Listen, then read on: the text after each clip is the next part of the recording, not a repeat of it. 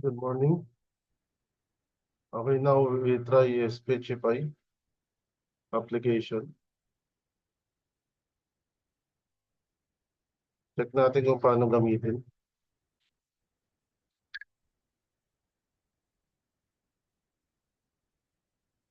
We go to speechify.com. Try voice cloning.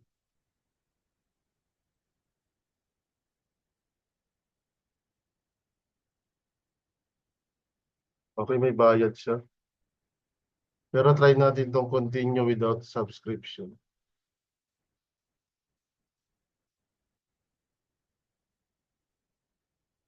Okay, try nating clone yung voice. Kanina nag-record na ako ng files. Okay, try natin record yung voice natin. Type natin, Dino Alba. For the name, sign in and record. Allow this time. Select continue. Start recording. Hi, I'm recording this voice sample. So in just 15 seconds, my own voice will turn text into speech. Let's get started. Enjoy the magic of Speechify. Okay, try natin. Tingnan natin kung na-record. Recording. Hi, I'm recording this voice sample. So in just 15 seconds, my own voice will turn text into speech. Let's get started. Enjoy the magic of Speechify. Clone this sample. Okay, try din natin. Recording. Hi, I'm recording this voice sample. So in just 15 seconds, my own voice will turn text into speech. Let's get started. Enjoy the magic of Speechify. Lagyan natin ang gender male. Then save voice.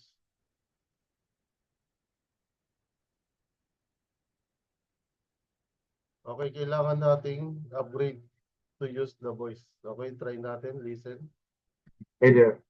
It's time to hear your voice clone in action. With this powerful tool, a world of possibilities await.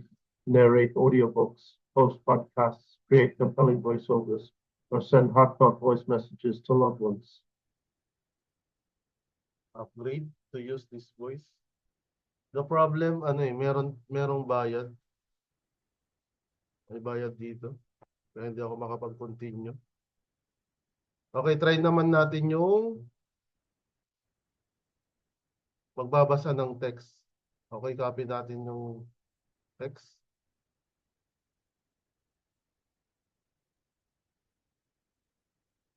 Yan. Then, try natin i-clone yung voice ko. Ay, yung voice pala dito. Use this voice. Yan nga. Merong bayad kahit start free trial. Yan, meron. Kailangan ng credit card.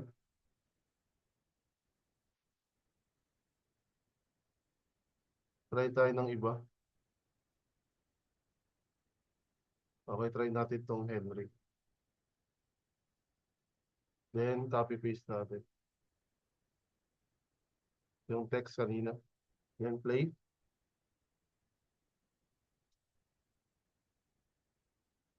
We set sail on this new sea because there is new knowledge to be gained and new rights to be won, and they must be won and used for the progress of all people. For space science, like nuclear science and all technology, has no conscience of its own.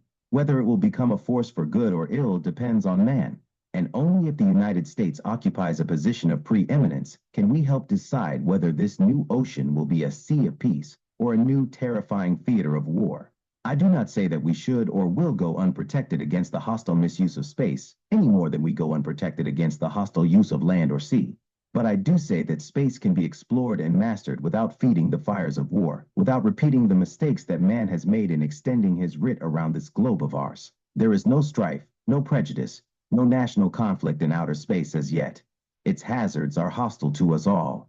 Its conquest deserves the best of all mankind, and its opportunity for peaceful cooperation may never come again. But why, some say, the moon? Why choose this as our goal? And they may well ask, why climb the highest mountain? Why, 35 years ago, fly the Atlantic. Why does Rice play Texas? We choose to go to the moon. We choose to go to the moon. We choose to go to the moon in this decade and do the other things, not because they are easy, but because they are hard. Because that goal will serve to organize and measure the best of our energies and skills. Because that challenge is one that we are willing to accept, one we are unwilling to postpone, and one we intend to win. And the others too. Okay, yan yung AI voice. Yan yung Henry M. Kanina nag-record ako ng voice ko. Binasa ko rin yun. Try nating i-play. Versus AI. We set sail on this new sea because there is new knowledge to be gained and new rights to be won. And they must be won and used for the progress of all people. For space science, like nuclear science and all technology, has no conscience of its own. Whether it will become a force for good or ill depends on a man. And only if the United States occupies a position of preeminence can we help decide whether this new ocean will be sea of peace or new terrifying theater of war. I do not say that we should or will go unprotected against the hostile misuse of space any more than we go unprotected against the hostile use of the land or sea.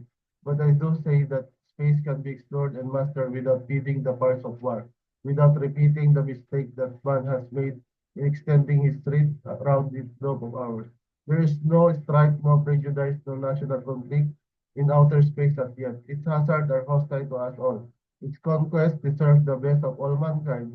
Its own opportunity for peaceful cooperation may never come again. But why? Some say that moon. Why choose this our goal? And they walk will ask, why climb the highest mountain? Why 35 years ago? Why fly the Atlantic? Why does place Texas? We do choose the moon. We choose to go to the moon. We choose to go to the moon, investigate and do other things, not because they are easy, but because they are hard, because that goal will serve to organize and measure the best of our energies and skills, because that challenge is one that are willing to accept, one we are unwilling to postpone, and one accept and others too. Okay, yun yung voice, yung natural voice versus sa AI. Gusto ko sana i-clone dito pero hindi pwede kasi may bayad. Then try natin i-download kung pwede. Yun lang nga. Kailangan natin mag-subscribe.